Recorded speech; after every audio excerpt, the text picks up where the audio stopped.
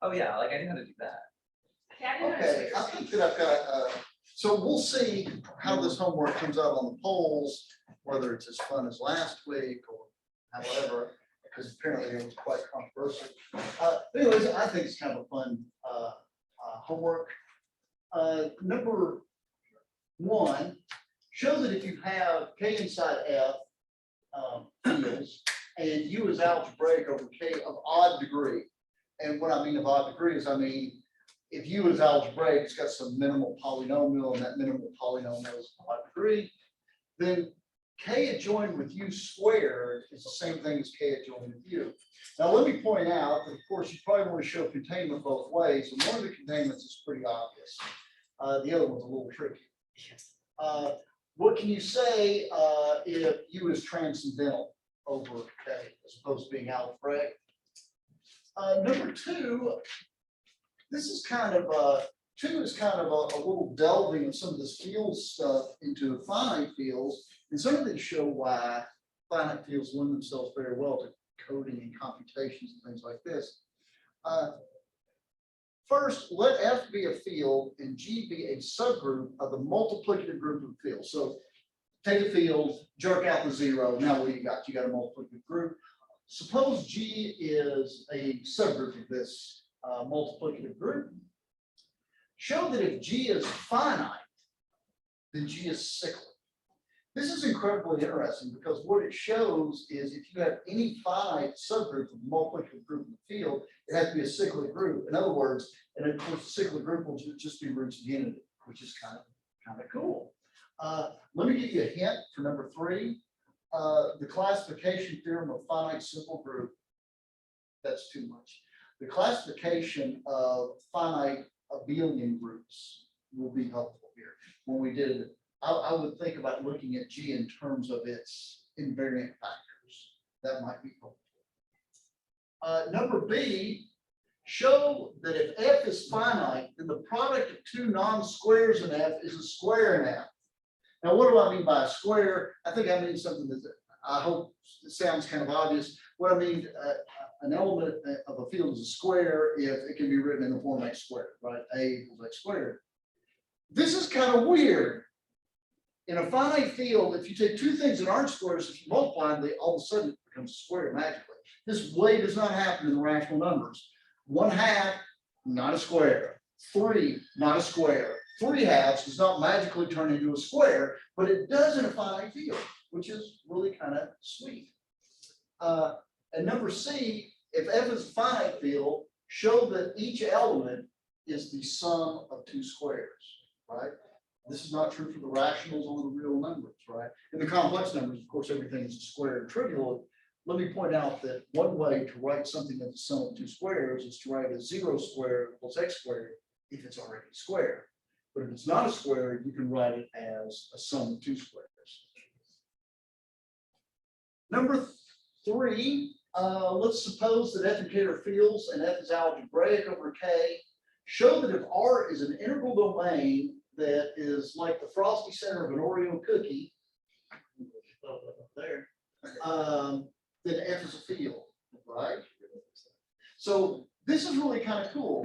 If K is a field and F is a field and the extension is algebraic, what this says is any ring in between there is itself a field. Fine, that's kind of cool. Number 4, let F be a field. I'm sorry, let K be a field, and U and V be elements of some field extension of K, and they're both algebraic over K. So these are both algebraic elements. Show if the degrees of U and V are M and N respectively. And again, what I mean by the degree is the degree of its minimal polynomial. Show if the degrees of U and V are M and N over K respectively, then K adjoined with U and V, U comma V, this extension is less than or equal to the product of the degrees. And if the greatest common divisor of M and N is 1, show that equality holds, right? By the way, that's not an if and only if. Even if the GCD is not 1, sometimes equality holds and sometimes it doesn't. Okay, and finally, and I'll give you some advice on this one too.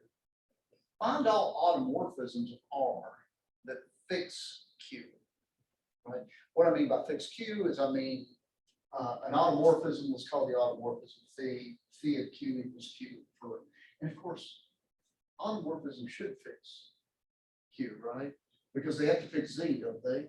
You have to take 1 to 1, and that portion you take 2 to 2, and 3 to 3, and so forth. So everything in Z is fixed, and so this forces everything brackets is fixed.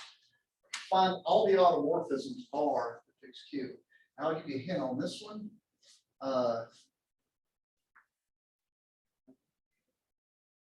What's it? How do you not get a whole lot of them? Sorry. Let me help you out on this. There's very few of them. See if you can prove that any automorphism fixes Q of the reals has to be continuous.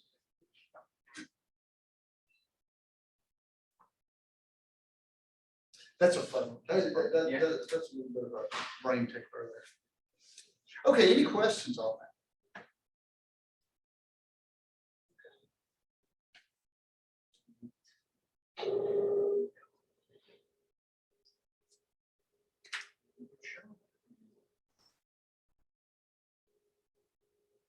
R and Z are additive groups there. What's that now? What are R and Z there? Like I mean R and Q, what kind of objects? R is real numbers as a field. As a field, okay. Right, and Q is the rationals as a field. Okay, thanks. Okay. The last thing we were talking about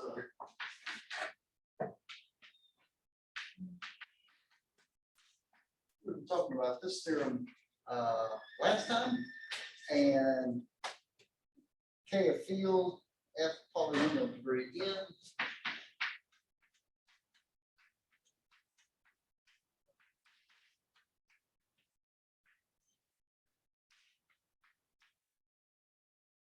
And there exists a simple extension F equals KU, such that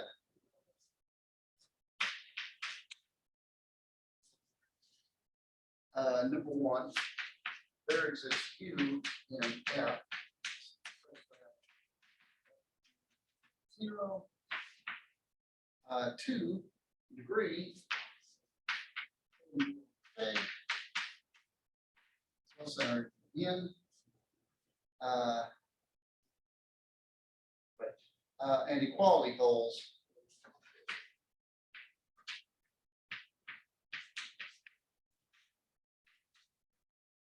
if only if F is irreducible. Okay, or in KX, however you want to use the verbiage there. And if F is irreducible, KX.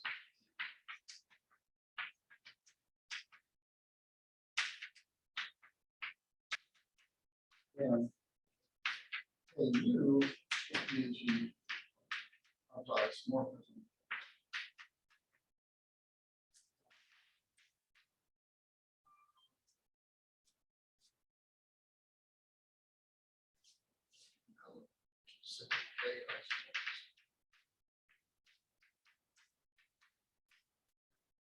What I mean is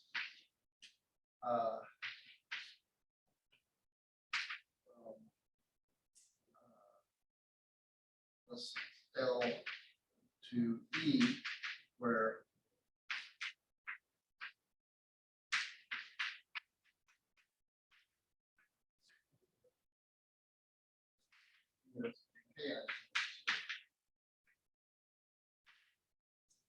so suppose that I have a homomorphism from the field L to the field E, where both L and E are fields and K is a K isomorphism if E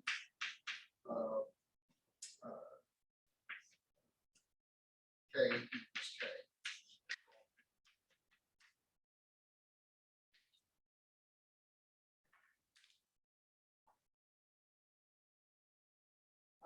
Let me also point out that we call this field KU, the field obtained by joining a root of F to K.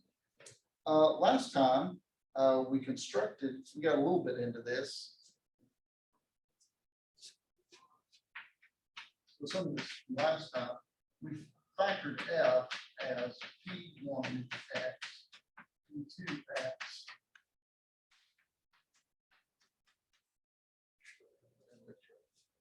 PMX, I guess, called.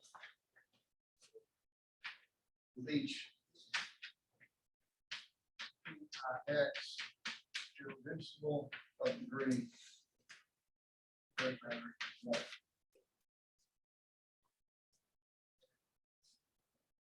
And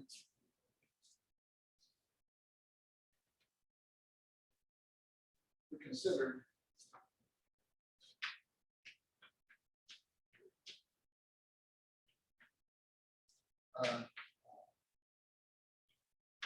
KX mod PI is ideal. KX mod PIX. And notice that K injection KX mod PIX. We went over this last time. So in other words, we can identify K as a subfield of this thing. And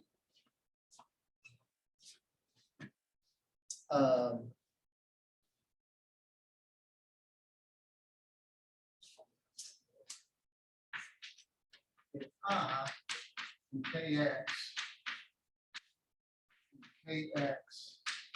modulo PIX is not a projection,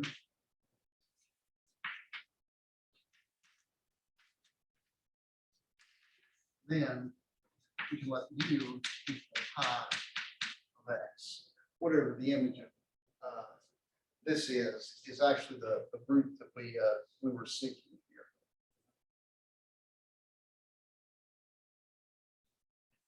Notice that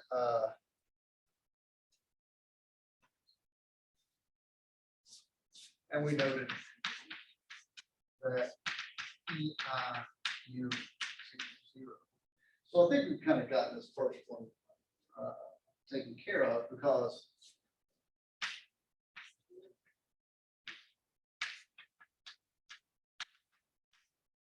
if I can plug in U to one of these PIs and get 0, and plugging in F, since it's a product of these, must also be 0. Must be a root of the big one as well.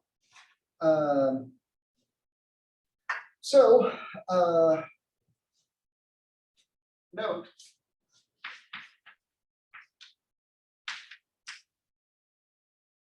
that the degree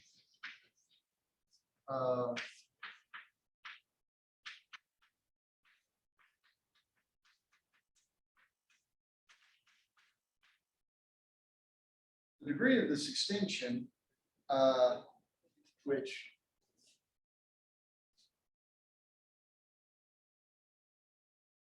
actually, no, I wrote up this, but holds synonymously KU is equal to the degree of PIX. Right, it's the degree of the minimal polynomial of this, which is certainly less than or equal to the degree of F of X.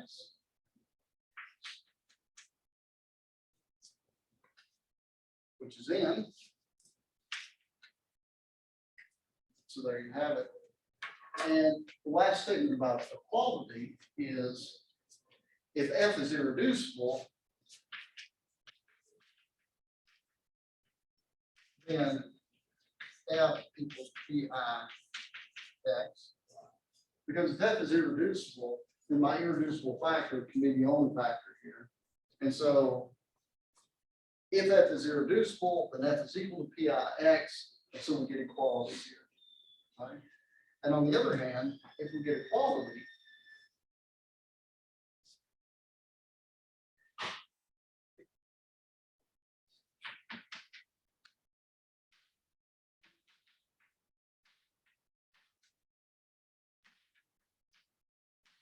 then degree of pi equals the degree of f. So f equals pi is irreducible because each of pi's are irreducible factors.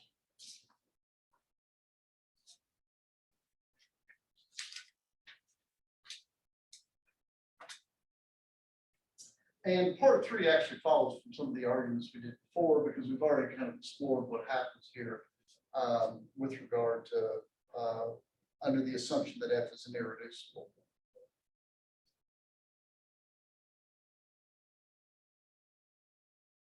Okay, any questions?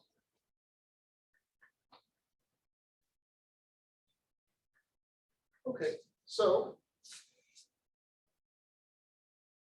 this is a really cool result here, and it's helping us build to something that's very important. Let me let me just do this theorem first, and then I'll do something else. Theorem.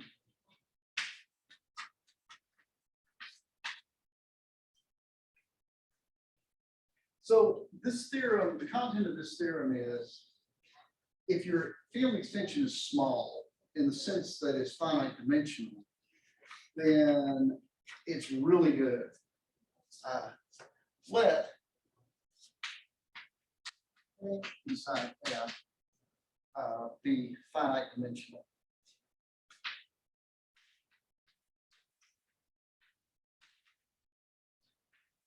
Right, f is a vector space over k. If you find this finite dimensional, then f is finitely generated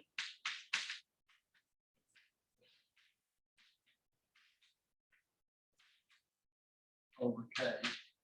That is, you only require finitely many generators. That's actually pretty easy to prove. And this is a little bit less obvious, but it's important.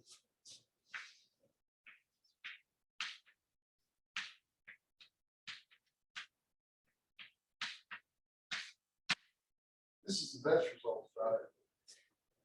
It's algebraic. So if you take the rational numbers and you have an extension of the rational numbers of degree 80 billion, it's an algebraic extension, guaranteed, right? Everything's algebraic.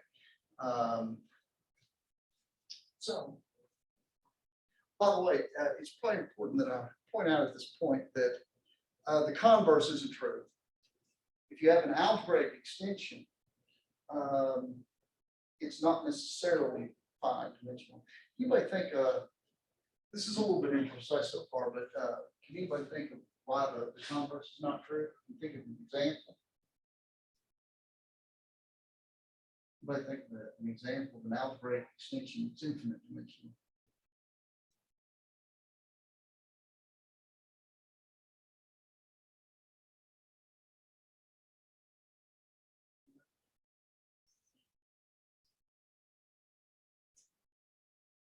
Well, the question is you need to give me 2 pieces of data, right? To be infinite dimensional, I need to know what the bottom field and the top field is, right? Because C is, for example, finite dimensional for reals, but it's infinite dimensional for rationals. The problem with C is it's not algebraic because there's some stuff floating around in there that's transcendental.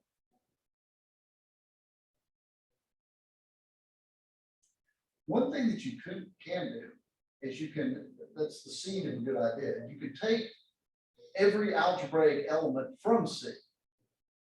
Now, here's problem number 1. It's not clear that that forms a subfield, right? Suppose A is the root of some polynomial, B is the root of some other polynomial over Q. Is it clear that A plus B, A times B, A over B, B is not 0, is the root of some polynomial over Q? I don't think that's clear at all. However, it turns out to be the case. Here's another one. This one's easier to see, but you still have to prove something.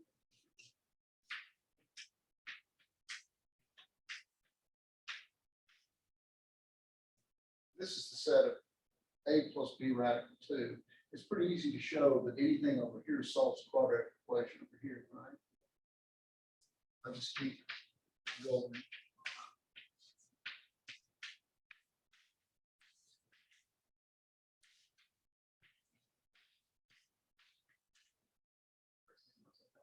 take the directed union of that. That's another way that you can do it. This one's probably a little bit easier to see as algebraic, but it's still, I would say, non-trivial, right? And we're gonna have to get to some results later that help us patch these holes. Proof.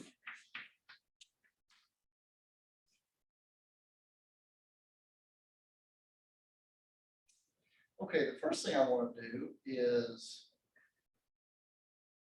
show that it's algebraic.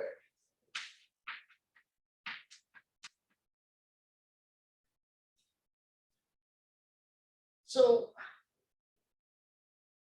consider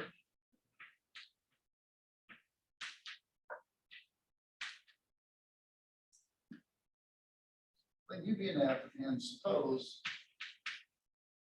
degree F over K is N. Okay. Man, you gotta love when you're out. Check this out.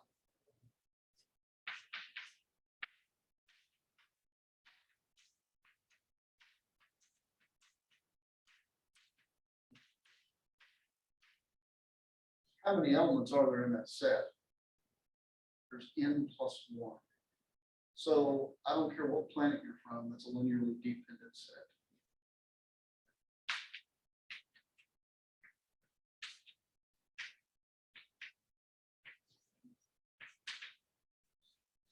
Because it exceeds the degree of the extension by 1. So it has to be linearly dependent. So there exists, let's say, K1, I can say K0, K1, K N minus 1, Kn. What's that? K0 plus K1, X and minus 1, X minus 1.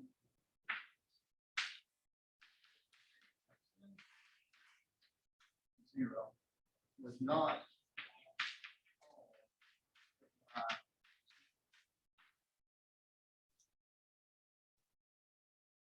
so let let M be maximal such that M is not 0.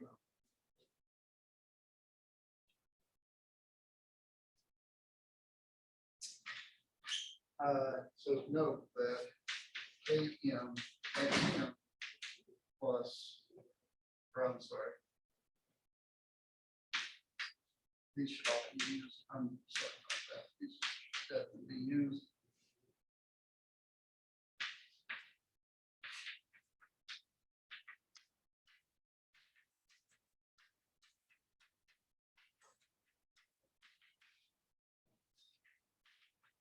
Here's algebraic.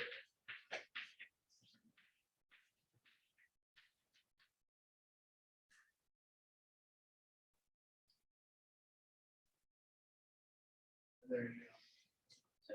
So we're just picking the largest case of I such that it's possible. Yeah, that's right. Finally,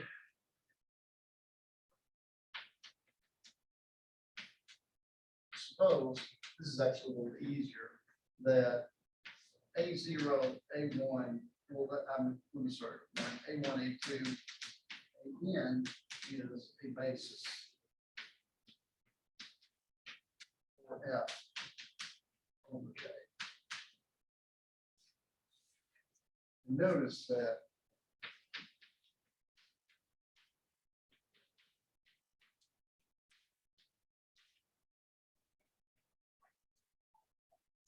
certainly you get this containment here because F contains K and all these basis elements. And on the other hand, since this is a basis, every element of F is a K-linear combination of this, so you don't even need quotients here.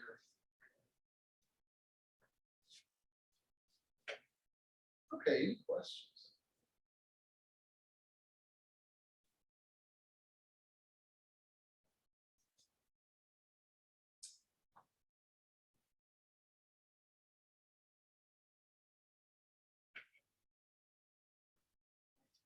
That's right. There's something in the forest that is bothering you. What is the disturbance? I don't understand why we get that equality. Okay, so let me go through this more carefully. Wait,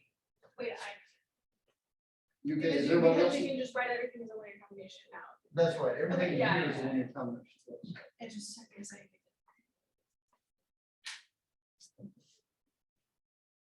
Okay. So I'm going to give an important theorem here. It's really kind of slick, and it's transitivity of algebraic. And what I mean by that is, suppose I've got three fields stacked on top of each other, like those three stooges bunk beds, right? At the little one, at the middle one, at the high one, right? If this is algebraic over this, and this is algebraic over this, then top one is algebraic over the bottom. So transitivity of algebra, right?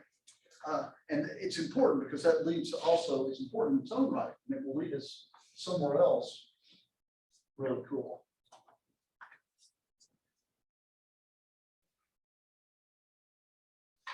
So, theorem.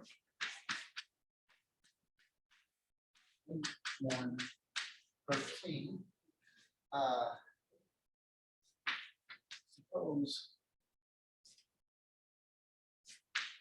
A and E and F are fields. If E is algebraic over K and F is algebraic over E, F is algebraic over. This is a really righteous theorem. So let's see why this is true.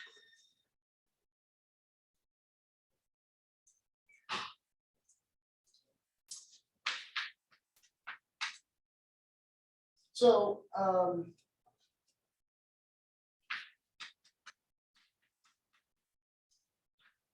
okay, so here's you in F. My goal is to show that it's algebraic over the bottom field K.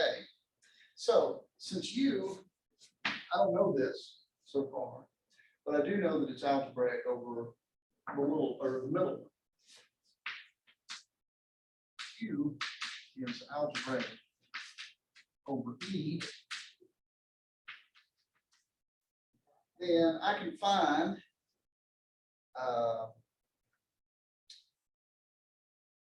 let me call those E's. Yep.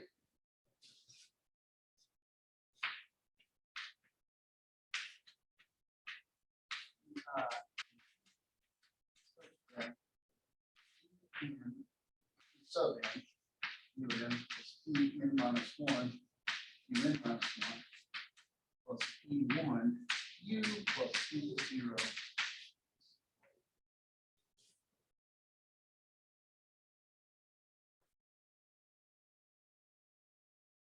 Right.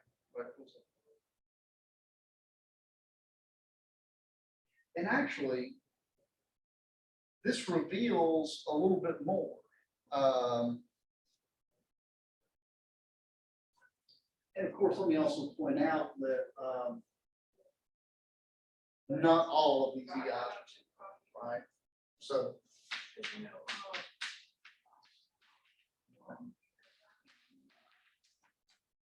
so the lawyers make me say that.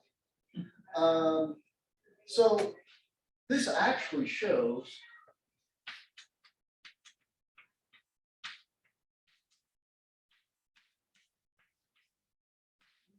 the algebraic over a smaller field. It's actually algebraic over K, En minus 1, E1, E0, right? I mean, really, that's all I need. I don't need all of E, you annoying E, with all your E's everywhere. I only need these E's, right, to make the equation work, right? So I really don't need as vast as E can be. I only need K adjoining with these. Right? Okay, So now,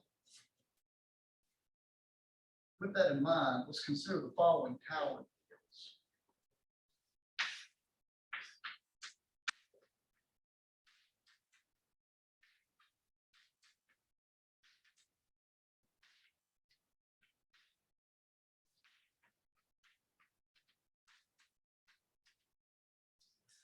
I'm going to go K and K not.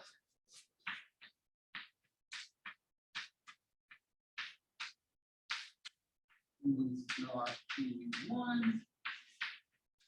So I'm going to add these E's one at a time. K not E1 finally contain K not E1 and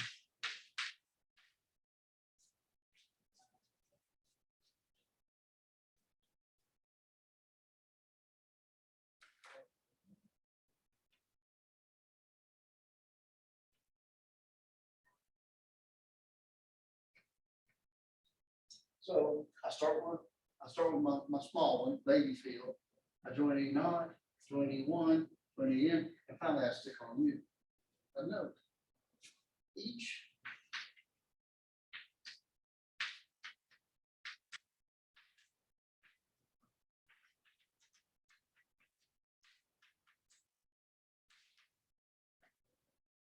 Each step is a finite extension, right?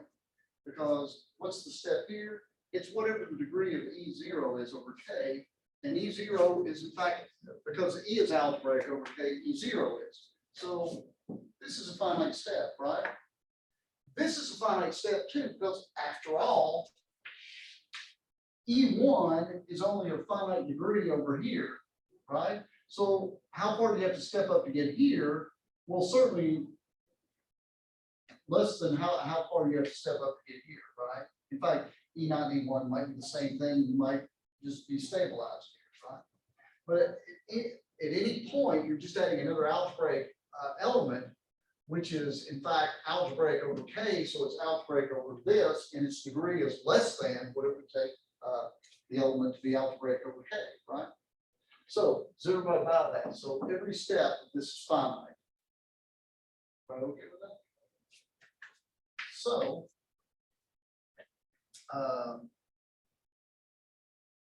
U is an element of a finite extension.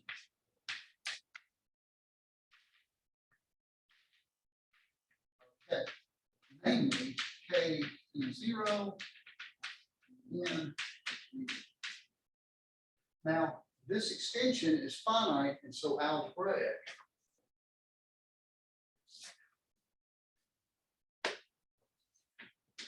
Since K E0 En U is algebraic over K, U is algebraic over K. And there you go.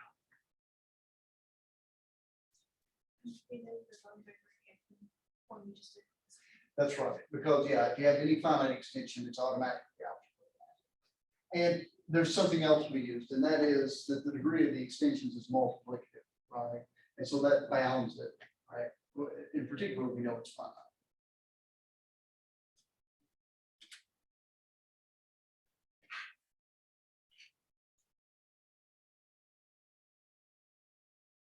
Okay, any questions?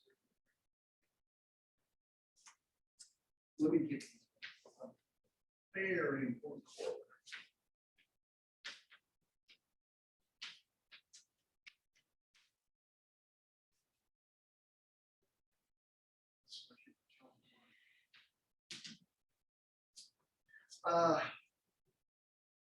But alpha and beta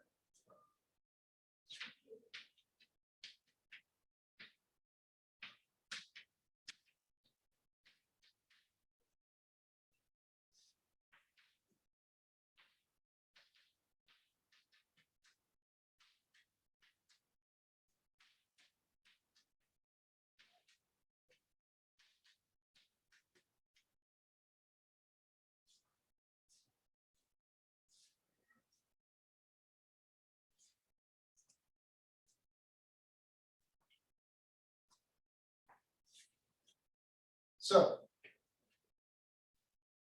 there is a very important corollary. You want to prove and know it.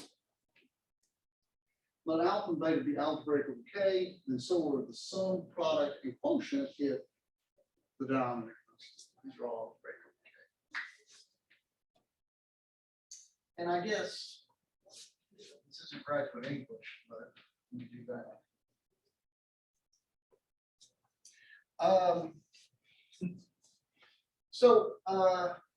Let me illustrate something here.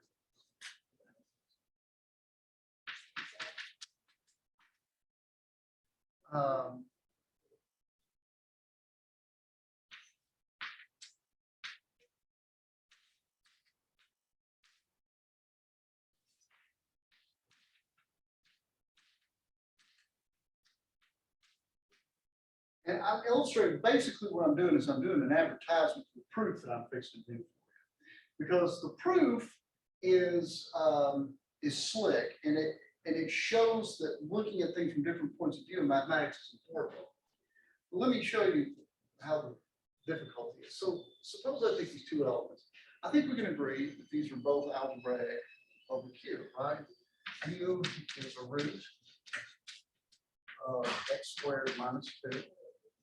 And V is a root of x cubed. No, it's not. X squared minus 3. Agreed? Now, look at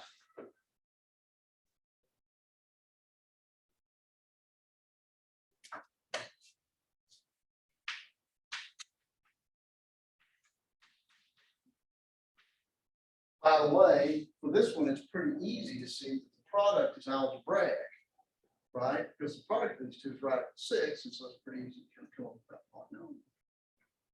Now, I suspect that your Jedi instinct on this one will probably say, yes, radical 2 plus radical 3 is algebraic, right? What's the polynomial? I mean, technically, if you're going to be algebraic, you've got to be the root of some polynomial with coefficients and cubes. Is it obvious what to do? I'll show you another way to do this problem later. But let me just get on my horse and ride. I'm gonna do old school linear algebra. This is going to be 2 plus 3 is 5.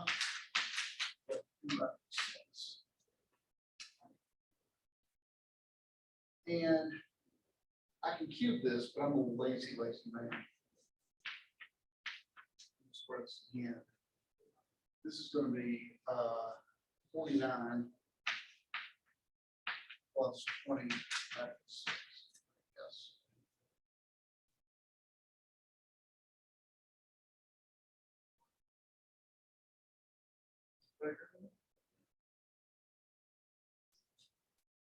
Let's do the polynomials.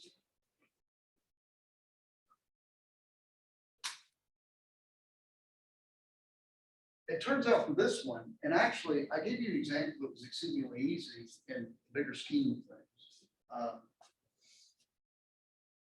So notice that if I look at Z4 minus 10Z squared, and maybe you can look at this and tell that my strategy is really to get rid of that stupid radical 6 crap in there, right? So if I look at Z4 minus 10Z squared, that is going to be, well, it's going to cancel that, which is the whole point. 49 minus 50 minus 1. So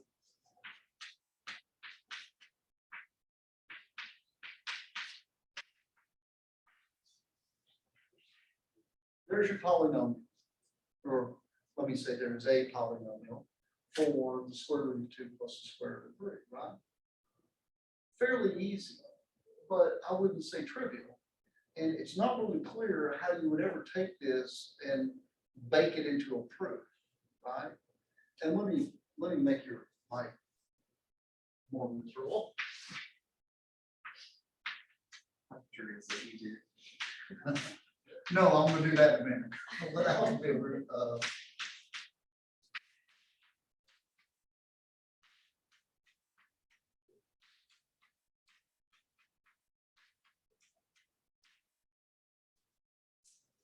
beta.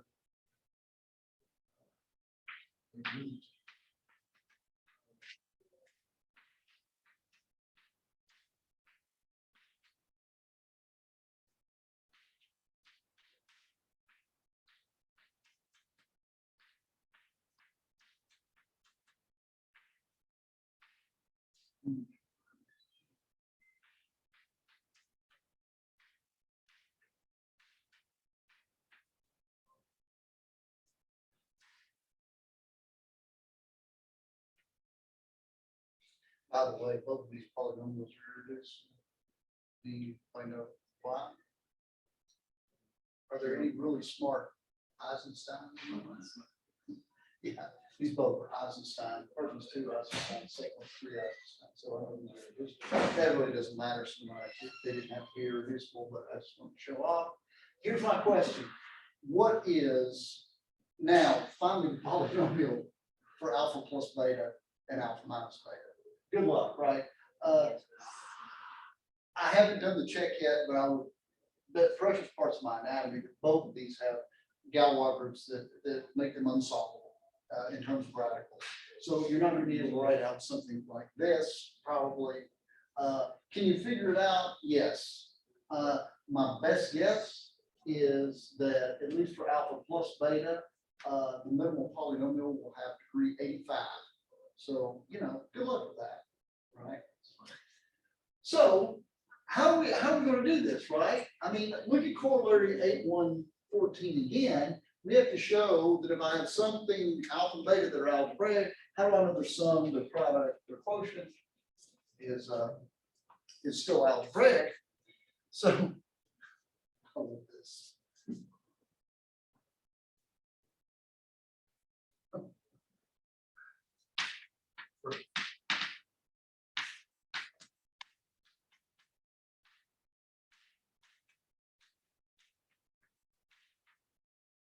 Now consider the tower of fields.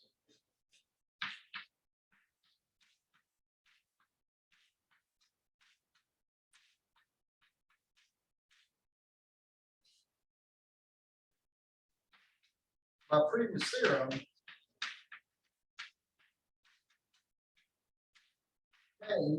alpha beta is algebraic over K.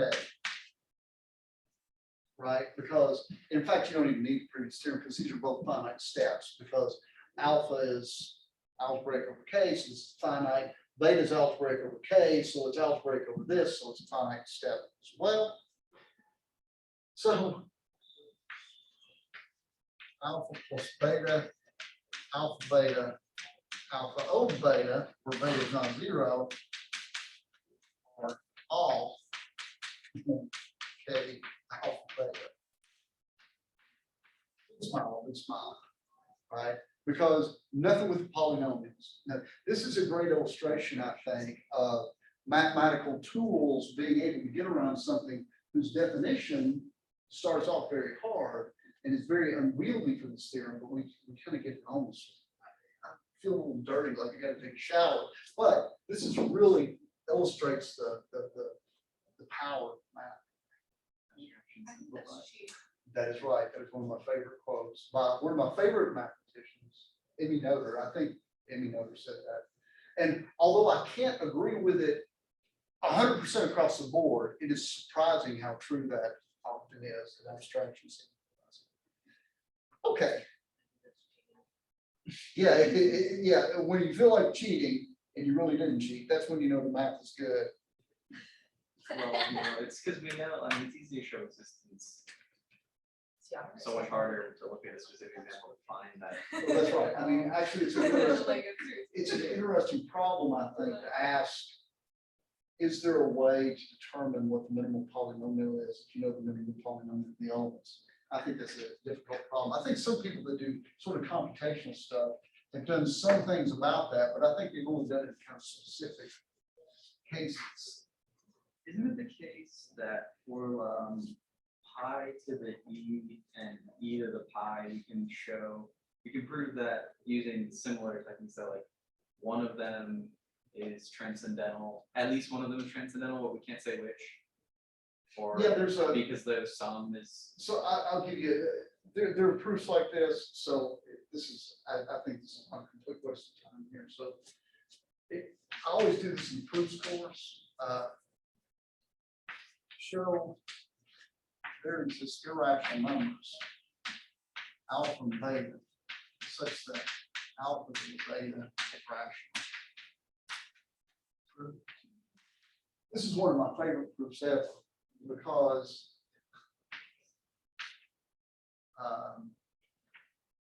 alpha equal beta square root of 2. Okay, so we first agree that radical 2 is irrational, right?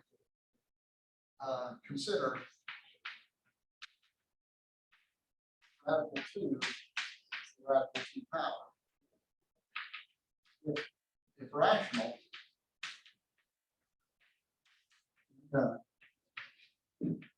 notice I don't know what the status is, but I know that if it is rational, I'm finished.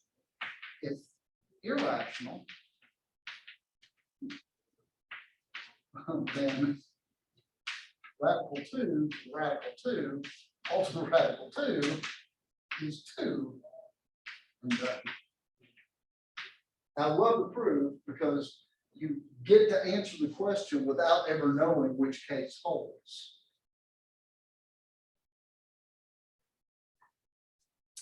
Okay.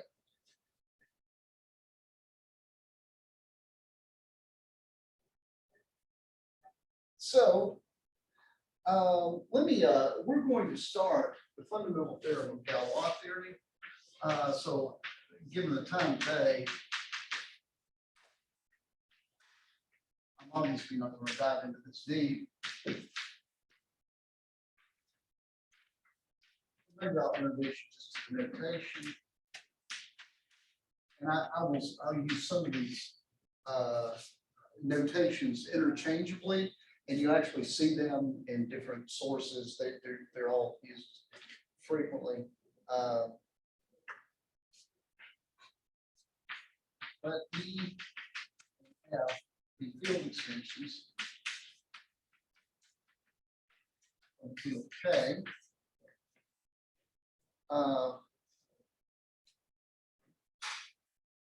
Sigma from E to F, a K homomorphism. So what do I mean by a K homomorphism? And sometimes I'll say a K automorphism. Notice these things are always, as we pointed out last time, 1-to-1.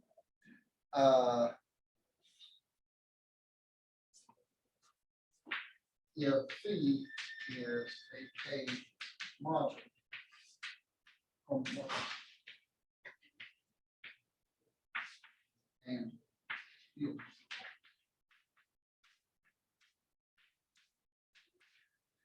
And notice all this means is the sigma of K equals K, all K and K. Because of the fact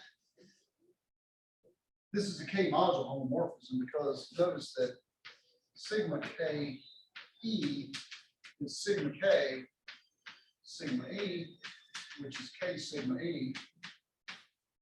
So it's fixed. And of course, this means that basically this sigma functions as a K modular homomorphism because effectively I factored out the K. So it works like a K module or vector space homomorphism on K. And we pull this out.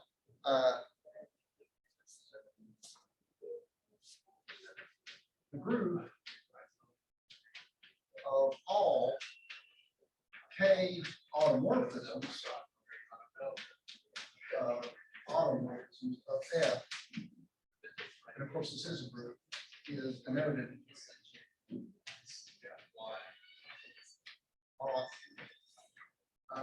see,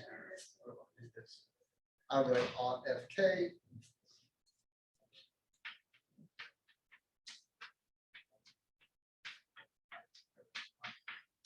And this is often called the Galwa group of F and K. Some authors reserve Galwa, calling it Galwa to the case where F is actually Galwa over K, which I haven't told you what that means yet. But I will use these interchangeably. And some of them, even if you see GFF, okay, usually what they're doing is abbreviating Galwa. Okay. That's the notation. We'll get into this next time. Any questions? Oh, and let me also recommend for you all the math club today. Ellen Brazell will be speaking to us on data science. So that's probably graduate students math that you might want to check out. Any questions? Okay, y'all have a good weekend, and we will catch you on the flip side.